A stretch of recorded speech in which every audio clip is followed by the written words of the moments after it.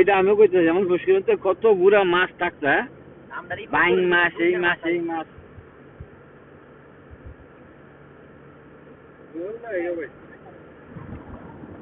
আপনারা এই যে মসজিদের সামনে খেতটা যে দেখছেন না, আর এই নিচে যা এটার ভিতরে কি মাছ আছে? পুরা বন্ধের মাছ, এটা তাই ধরো পানিটা হেডের মধ্যে আপনার লাগতো না, সব মাছ এখানে ধরো। ওই যে পানি তো জানা যাবে, এখানে মাছ লাগালে যাইছি। এইটা একটা এই যত বেদুর আছে এটা একটা ইটালিয়ান করে, বুঝছো? এনে একটা বাঙালি রাখছে কাম করার লইগা। এই যে টমেটো উঠায়, এই যে এইসব উঠাইতো, মালিকটা অনেক ভালো ছিল।